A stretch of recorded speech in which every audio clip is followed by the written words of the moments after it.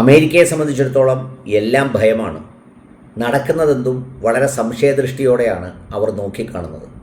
അവരുടെ നാടിമിടിപ്പ് കൂടി പശ്ചിമേഷ്യയിൽ കഴിഞ്ഞ ദിവസം ഒരു കാര്യം കൂടി സംഭവിച്ചു. ആ കാര്യം മറ്റൊന്നുമല്ല, ജപ്പാൻ്റെ വിദേശകാര്യമന്ത്രിയും ഇറാൻ്റെ വിദേശകാര്യമന്ത്രി അബ്ബാസ് അരാക്ചിയും തമ്മിൽ കൂടിക്കാഴ്ച നടത്തി. അവരുടെ ചർച്ചകളെ സംബന്ധിച്ച് ഒരുപാട് ഊഹാപോഹങ്ങളും ഒരുപാട് വ്യത്യസ്ത അഭിപ്രായങ്ങളും ഒക്കെ നിലനിൽക്കുന്നുണ്ട്.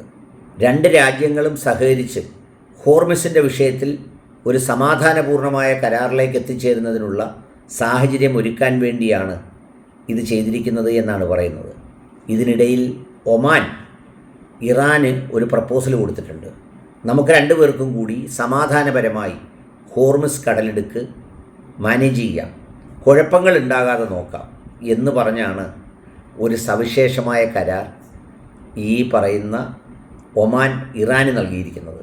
ആ കരാറിൻ്റെ വിശദാംശങ്ങളൊന്നും പുറത്തു വന്നിട്ടില്ല. ആ കരാറിലൂടെ ഒമാൻ ഉദ്ദേശിക്കുന്നത് ഹോർമിസ് കടലെടുക്ക് അങ്ങനെ ഇറാന് മാത്രമായി ഉപയോഗിക്കുന്നതിന് പകരം നമുക്ക് രണ്ടുപേർ കൂടെ ചേർന്ന് ഉപയോഗിക്കാം എന്നാണ് ആവശ്യപ്പെട്ടിരിക്കുന്നത്. ഇറാൻ വലുതായൊന്നും മറുപടി പറഞ്ഞില്ല. പറയാഞ്ഞതിൻ്റെ കാരണം എന്താണെന്ന് ചോദിച്ചാൽ, ഈ പ്രപ്പോസൽ അല്ലെങ്കിൽ ഇത്തരമൊരു നിർദ്ദേശം അത് അമേരിക്കയുടെ നിർദ്ദേശമാണോ എന്ന് ഇറാന് സംശയമുണ്ട്.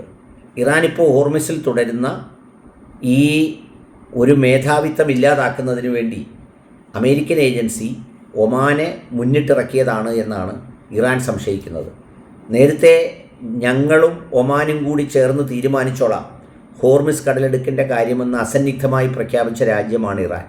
പക്ഷേ ഇപ്പോൾ ഈ ഒമാൻ്റെ വരവ് എന്തുദ്ദേശത്തിലാണ്, അത് സതുദ്ദേശപരമാണോ അതോ ദുരുദ്ദേശപരമാണോ എന്നതിനെ സംബന്ധിച്ച് വ്യക്തത വരുത്തിയതിന് ശേഷം മാത്രമേ അക്കാര്യത്തിൽ ഒരു മറുപടി പറയൂ എന്നാണ് ഇറാൻ്റെ വിദേശകാര്യ മന്ത്രാലയം പുറത്തുവിട്ട പത്രക്കുറിപ്പിൽ പറയുന്നത്. എന്നാൽ ജപ്പാനുമായി തങ്ങൾ നടത്തിയ ചർച്ച അതൊരു ആരോഗ്യകരമായ ചർച്ചയായിരുന്നുവെന്നും തങ്ങളുടെ ഏറ്റവും പ്രിയപ്പെട്ട പങ്കാളികളിൽ ഒരാളാണ് ജപ്പാനെന്നും ജപ്പാൻ്റെ സഹായങ്ങൾ ഞങ്ങൾക്ക് ആവശ്യമുണ്ട് എന്നുമാണ് അബ്ബാസ് അരാക്ചി ഒരു പ്രസ്താവനയിൽ പറയുന്നത്. അത് പറയുന്നത് കൊണ്ട് അമേരിക്കയ്ക്ക് എന്താണ് ഉത്കണ്ഠ എന്ന് ചോദിച്ചാൽ, അമേരിക്കയ്ക്കിപ്പം എല്ലാത്തിനെയും പേടിയാണ്. ചൈന എന്ന് എഴുതി കാണിച്ചാൽ പേടിയാണ്, റഷ്യ എന്ന് പറഞ്ഞാലും ഭയമുണ്ട്. ഇപ്പോൾ മറുവശത്ത് യൂറോപ്യൻ രാജ്യങ്ങളെ മുഴുവൻ കയ്യാട്ടി വിളിച്ചിട്ടും വരാതെ നിൽക്കുമ്പോൾ ആക്രമിക്കപ്പെടുന്ന ഇറാനോടൊപ്പം ഓരോ രാജ്യങ്ങളും അണിചേരുക എന്ന് പറയുന്നത് അമേരിക്കയെ സംബന്ധിച്ചിടത്തോളം സഹിക്കാനാവുന്നതല്ല.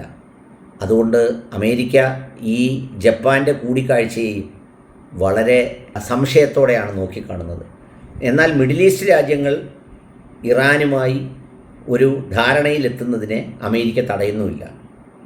അതെന്തെങ്കിലും ആയിക്കോട്ടെ എന്നതാണ് അവരുടെ ഒരു നിലപാടെന്ന് മാത്രമല്ല, തന്ത്രപരമായി ഇനി ഇറാനെ കൂട്ടിൽ കയറ്റാൻ പറ്റുമോ എന്നാണ് അമേരിക്ക നോക്കുന്നത്. ഏറ്റുമുട്ടി ആക്രമിച്ചിട്ട് ഒരു രക്ഷയുമില്ല. ഹോർമിസ് പഴയ പടിയിലേക്ക് എത്തുന്നില്ല. എന്നാൽ പിന്നെ ഒമാനെ പോലെയുള്ള രാജ്യത്തിനെ കൊണ്ട് ഒരു പുതിയ സമാധാന പ്രപ്പോസലൊക്കെ ഉണ്ടാക്കി എന്തെങ്കിലും ഒരു മാറ്റമുണ്ടാക്കാൻ കഴിയുമോ എന്ന ഒരു അപ്പൂപ്പൻ ശ്രമമാണ് അമേരിക്ക നടത്തുന്നതെന്ന് പലരും പറയുന്നു.